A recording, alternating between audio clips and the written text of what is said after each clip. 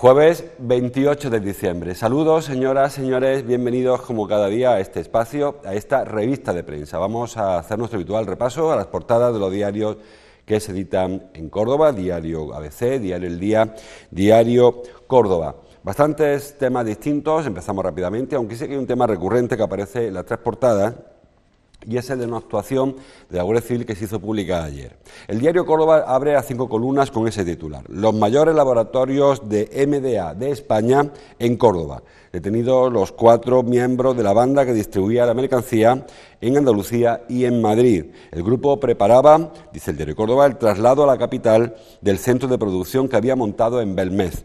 El cabecilla tiene una formación autodidacta para elaborar la droga, según dice el Instituto Armado.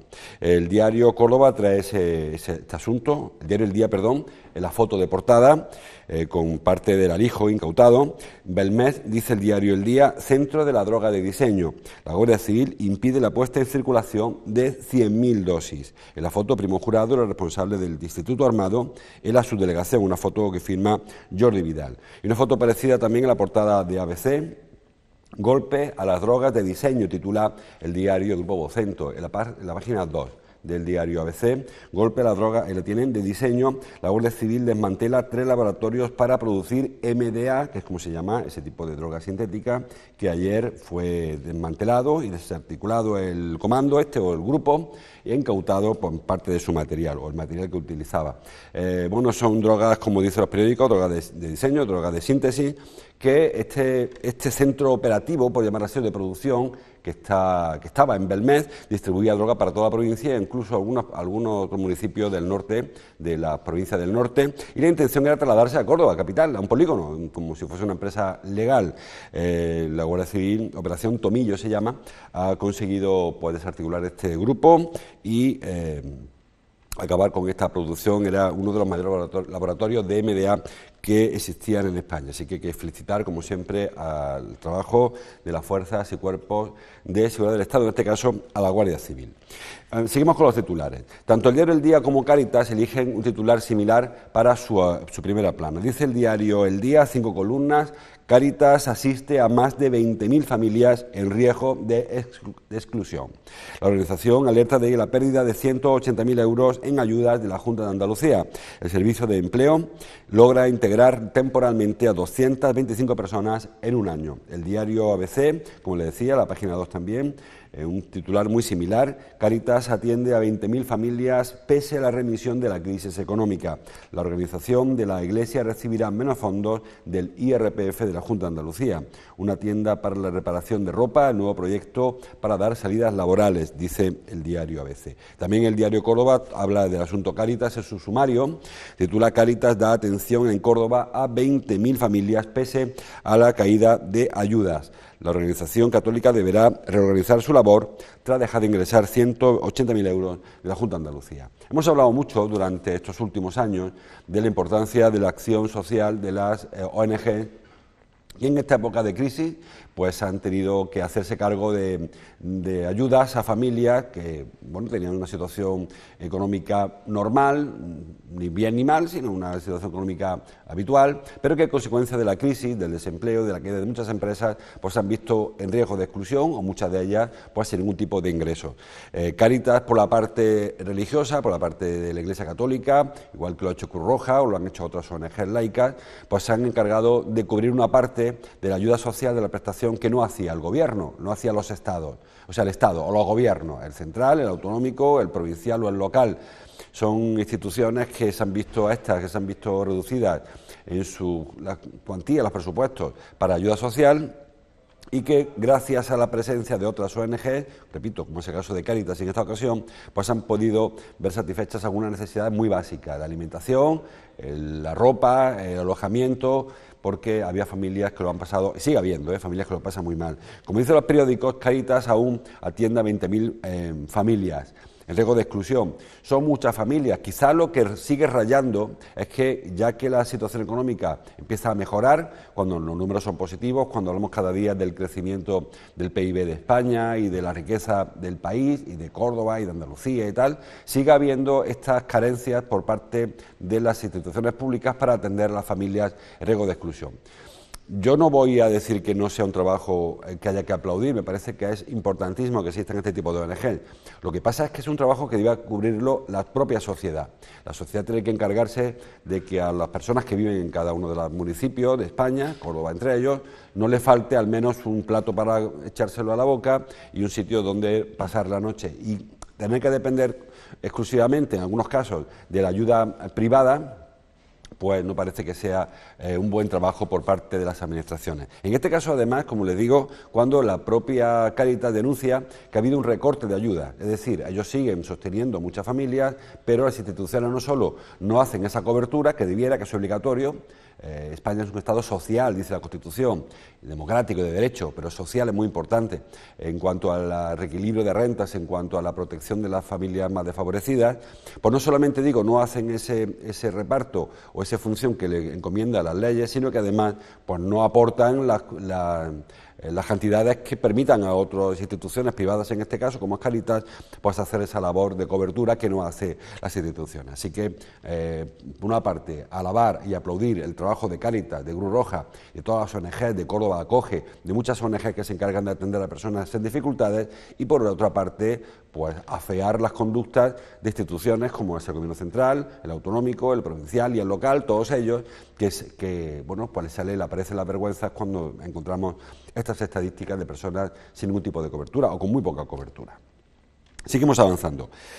Foto me queda la del diario Córdoba, una foto que firma Sánchez Moreno, y es la foto de Felipo, se llama. Ahora verán. Felipo, la nueva imagen de Córdoba Ecuestre. Es un potro, ahí lo tienen, de pura raza española, que es la mascota, la nueva mascota, o la primera mascota que yo recuerde de Córdoba Ecuestre.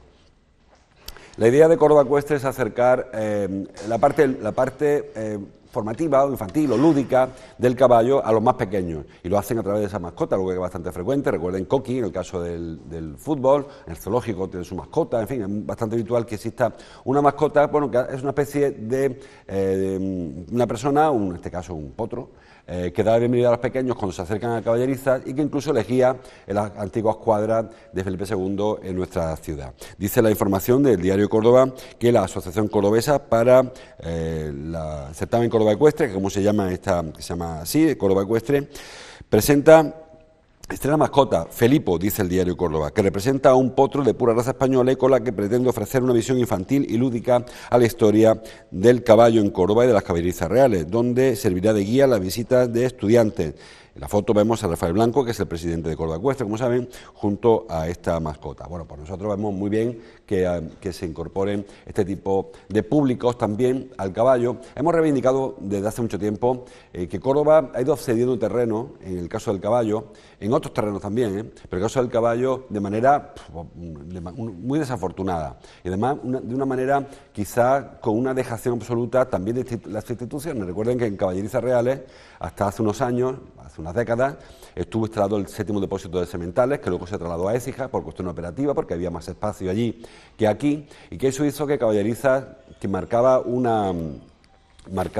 hasta ese momento un hito en cuanto a la cría de pura raza española, pues se viera despojado de este referente, y que se cediera ese terreno a ciudades como Jerez e incluso a Sevilla, que no tiene mucha tradición ecuestre, tiene hoy el salón del caballo más importante de Europa o del mundo, el SICAP, mientras que Córdoba le cuesta muchísimo incorporarse también a este sector, a pesar de que es un sector que le pertenece por la historia. Las cuadras de Almanzor, la finca La Mirilla o las Caballerizas Reales son donde nació el caballo de pura raza española, el caballo andaluz, y sin embargo se ha cedido todo el terreno hacia otras ciudades, básicamente Jerez, como le digo, en los últimos años incluso Sevilla, donde también hay algunos espacios para la cría del caballo, pero no es la tradición ecuestre que había en Córdoba. Con el tiempo, en los últimos años han ido renaciendo este sector turístico y también, sobre todo, empresarial y productivo, nuevas cuadras, nuevas yeguadas y el resurgir de caballerizas. Queda por resolver, como bien saben, el tema de la ubicación de Córdoba Ecuestre, que está de manera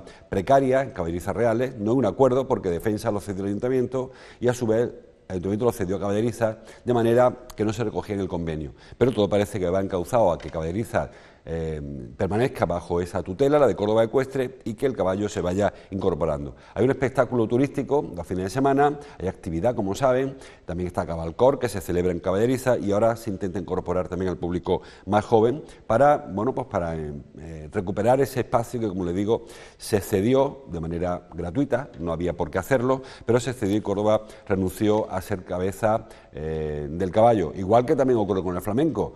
Córdoba durante mucho tiempo tuvo el certamen más importante del mundo en el flamenco, que era el concurso nacional. Ahora, tanto la Bienal de Sevilla como algunos otros espectáculos, también en Jerez, también en otros municipios cercanos, han hecho que Córdoba ceda protagonismo en el flamenco. Yo no soy muy folclórico, ni con el caballo ni con el flamenco, pero entiendo que cuando una ciudad tiene un patrimonio, pues no es plan de dejarlo ir. Otra cosa es que vayamos a reivindicar cosas que sean de difícil encaje. Pero en este caso, tanto el tema del caballo como el tema del flamenco parece que son actividades que por tradición le corresponden a Córdoba mantener un liderazgo andaluz, que es nacional y que es europeo y que es mundial quizás, en el caso del flamenco, y que se han ido cediendo en beneficio, pues eso, la Bienal de Flamenco de Sevilla, el SICAP de Sevilla o la Escuela de Jerez, etcétera, etcétera. Bueno, esa es la foto del diario Córdoba. Más asuntos.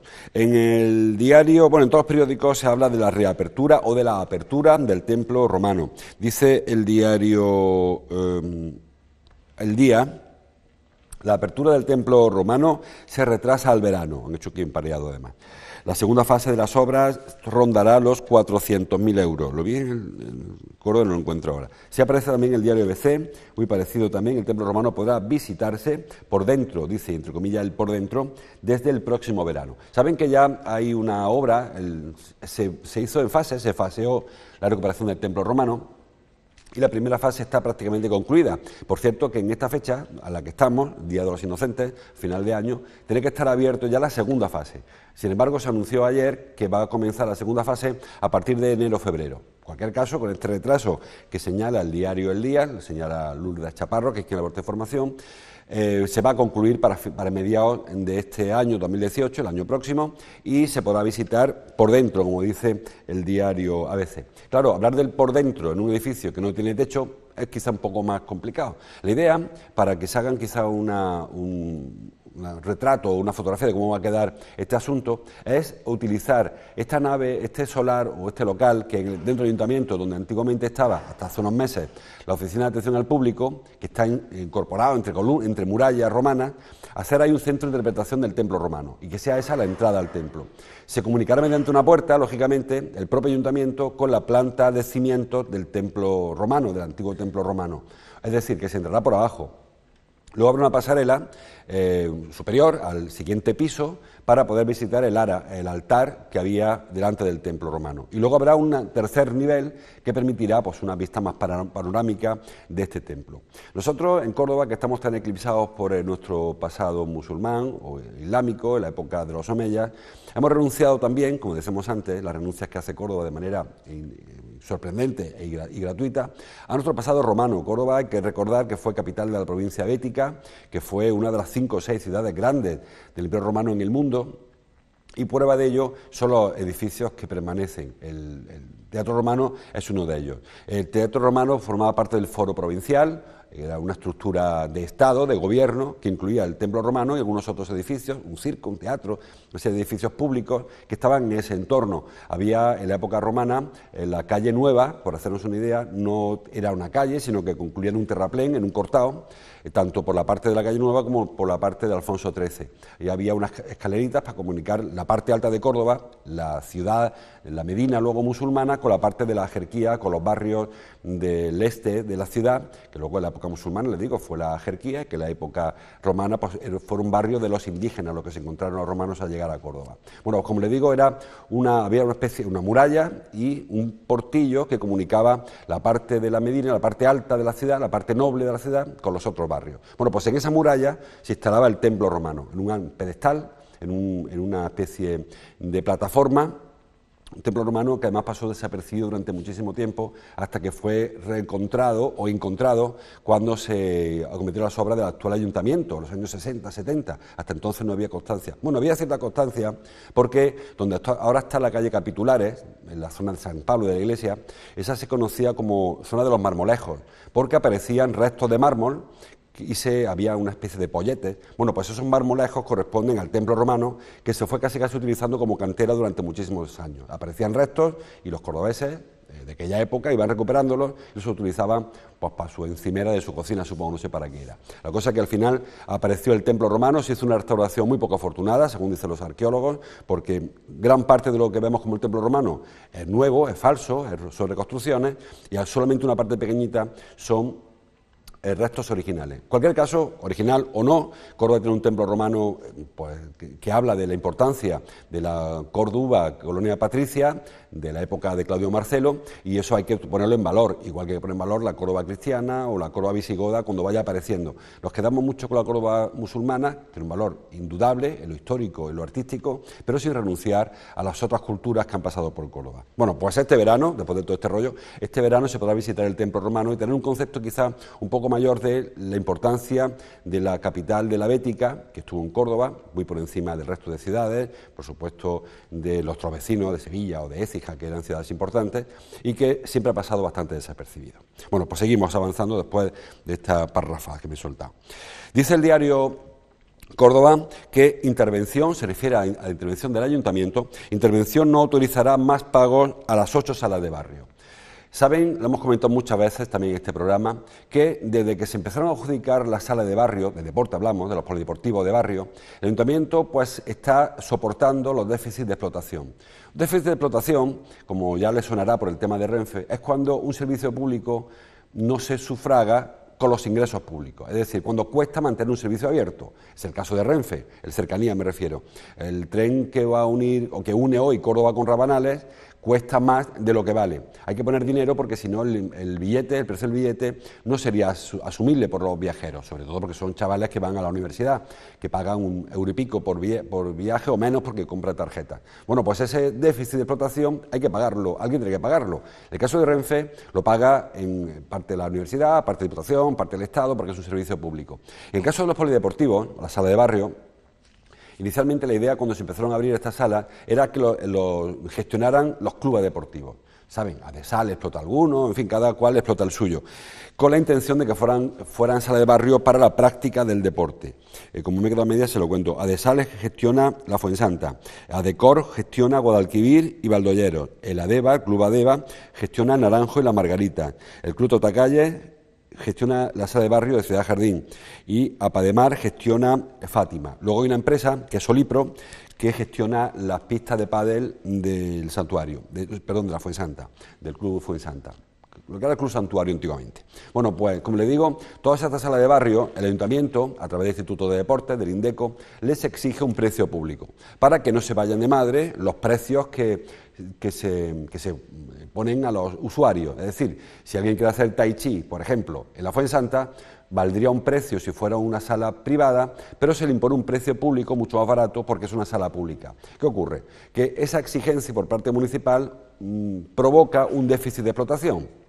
Dicen los clubes que lo gestionan que no pueden hacer frente a la gestión del club con los precios que le impone el ayuntamiento. Hasta ahora ese déficit de gestión lo estaba pagando el ayuntamiento, de nuestros impuestos. Se pagaba, parecía lógico que si un club le impone un precio muy barato, es como si fuese la cantina de un cuartel, si los precios son tan baratos que no hay manera de pagarse el café, habrá que poner el dinero al tío del bar, no va a pagarlo de su bolsillo. Bueno, pues aquí pasa igual, pero con los polideportivos.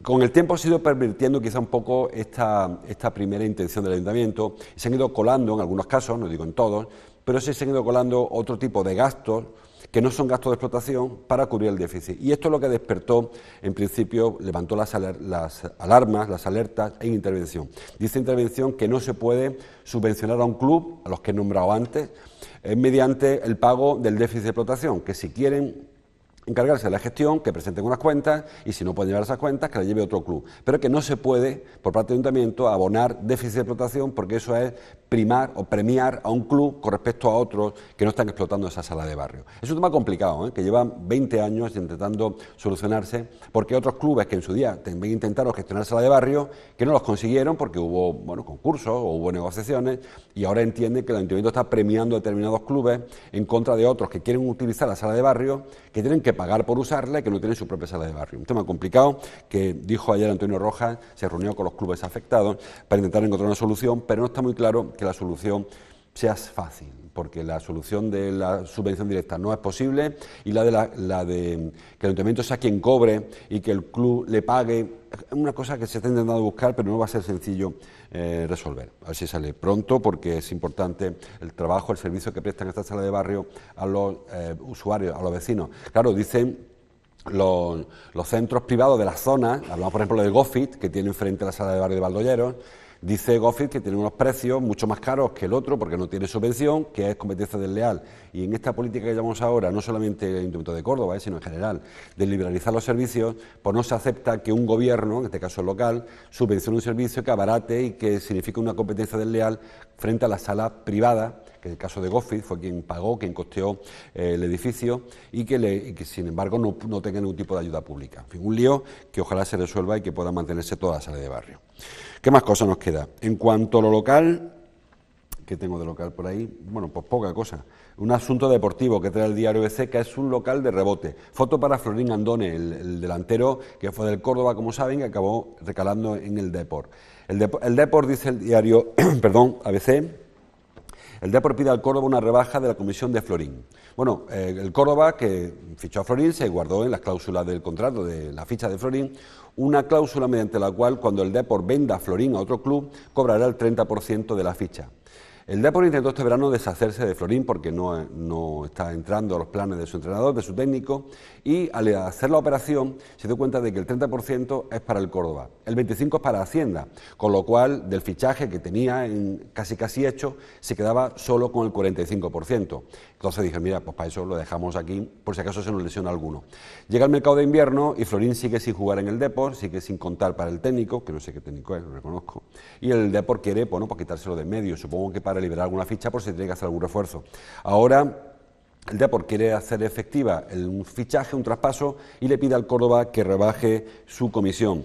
Bueno, le puede venir bien al Córdoba, porque si la ficha es alta, mejor el 20% de algo que el 0% o el 30% de cero, que es lo que llegaría si no se produce el fichaje, el traspaso.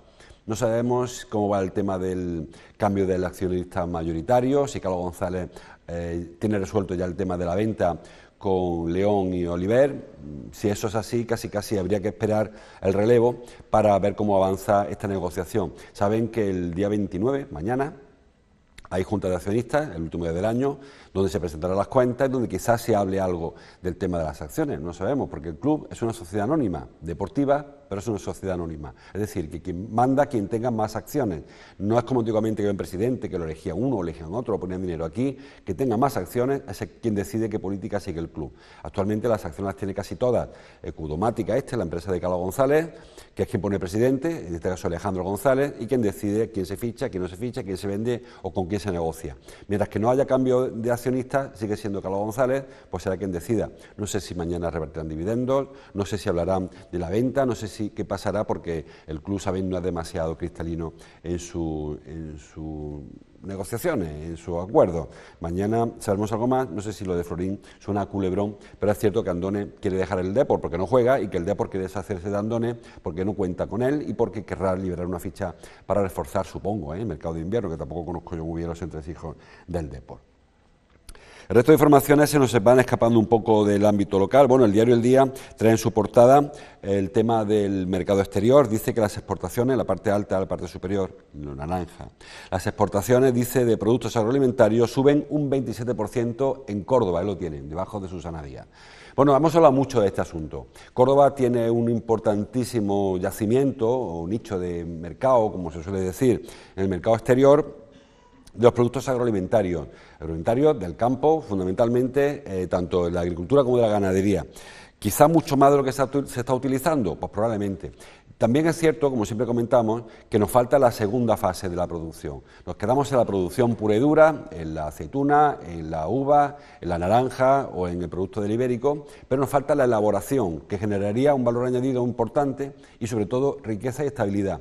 Siempre comentamos que el campo, el ganado menos, pero sí el campo, tiene una serie de dependencias básicamente meteorológicas o climáticas incluso. Sabemos que no va a llover en buena parte del año, sabemos que depende la cosecha de que venga mejor, de que venga peor. Saben que el estrés del olivar se produce cada 2 o 3 años, todo eso es conocido y eso hace que la economía, sobre todo la rural, pues no tenga una estabilidad.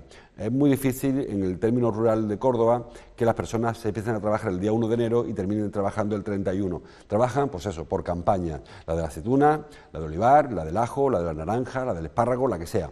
Mientras tanto, pues se están percibiendo las ayudas del empleo, del paro agrario, de lo que se llama el PER, y del PROFE ahora, y que, bueno, pues son en ocasiones tan criticadas. ¿Cómo se solucionaría este asunto? Pues con la segunda fase, con la de la elaboración. Nos da igual exportar uva o aceitunas o exportar aceite envasado. Sin embargo, como saben, buena parte del aceite que se produce en Córdoba no se envasa en Córdoba, la mayoría. Quitando las cooperativas, es algo que nos queda de óleo ahí en Alcolea, el resto sale en las cisternas para que se envase y se comercialice en otros sitios, incluso en el extranjero. Con el vino pasa igual. A pesar de que reclamamos continuamente que el vino de Montilla Moriles ocupa un espacio ya elaborado en producción de calidad, con marchamo de calidad, con denominación de origen protegida, sin embargo todavía hay vino que sale a granel en cisternas para que se envase en otros sitios. La naranja ya ni les cuento, la mayoría va para Murcia, las grandes empresas de Murcia, aunque ya es cierto que en Palma hay alguna envasadora. Pues todo este potencial que tiene el campo, como les digo, históricamente se ha limitado a la producción del producto directamente de la tierra. Quizá con la segunda fase, con esa industrialización que nunca llega, se posibilitaría que se quedara en Córdoba y que la exportación que se hiciera fuera de productos agroalimentarios. Lamentablemente casi todo agro y menos alimentario, quitando quizás la zona del norte, donde sea cierto que los secaderos del jamón están sacando ya jamón, más jamón con denominación de origen que producto bruto. Aunque también es cierto que buena parte del jamón que se vende en Jabugo o que se vende en Guijuelo son de cerdos que se han criado la dehesa. El cerdo se cría la dehesa, va al matadero, corta la pieza y lo llevan a los secaderos de Jabugo o de Guijuelo porque allí no dan abasto para vender sus productos con calidad certificada. Bueno, Córdoba, afortunadamente, digo, cada vez es más frecuente que los productos de Córdoba tengan su calidad certificada, tanto el aceite como el vino, como el jamón, entre otros casos. Pero sigue echándose en falta, pues eso, esa segunda etapa de la producción, de la elaboración y la comercialización, que hiciera que todo el producto se quedara en nuestra tierra. Bueno, en cualquier caso, sigue creciendo, en este caso un 27%, y eso es una buena noticia de cara a eso, a la recuperación económica de la provincia y a la estabilización de los empleos.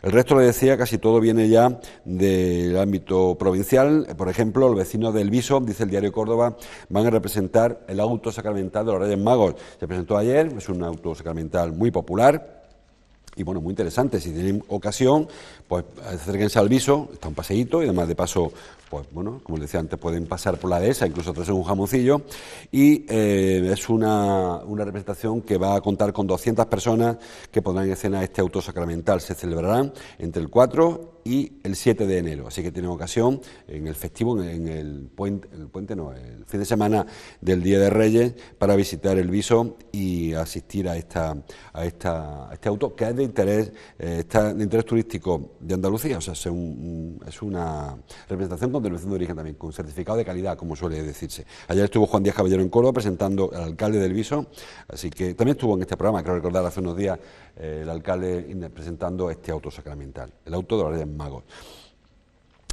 Más cosas, el diario El Día trae foto para Susana Díaz, la veíamos antes, en la parte naranja. Susana Díaz reta a Cristóbal Montoro a demostrar que incumple Andalucía. Saben que ayer el ministro de Hacienda dijo que había 10 comunidades autónomas que no cumplían, y entre ellas citó Andalucía. Dice la presidenta que eso no es cierto, que Andalucía cumple todos sus compromisos. Básicamente se refiere al techo de gasto, al déficit, etcétera, etcétera, y ha habido un cruce de datos. Saben que la economía pues tiene esa virtualidad, que según que lo lea, se pueden leer los mismos datos por una persona o por otra, y uno entiende una cosa y el otro entiende justo la contraria. En este caso parece que no hay coincidencia entre Susana Díaz y Cristóbal Montoro. Hay un tema que sí que aparece en la portada del Día local, me lo he saltado antes, se me ha escapado, y es el de nuevo, el callejero, la memoria histórica. Dice el diario El Día: Alzahara, se refiere a la Federación de Asociaciones Vecinales, Alzahara rechaza un referéndum para el cambio de nombres de calles. Saben que la polémica está ahí, y la Comisión de Memoria Histórica propuso cambiar algunos nombres,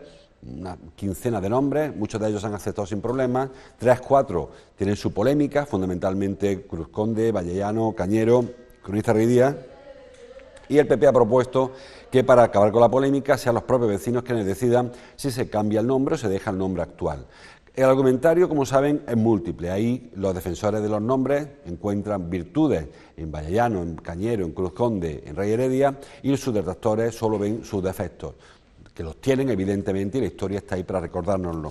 El PP propuso que para acabar con este asunto se llevara a referéndum, se sometiera a referéndum, igual que, decía el PP, propuso el gobierno municipal que se llevara a referéndum el cambio de la carrera oficial de la Semana Santa.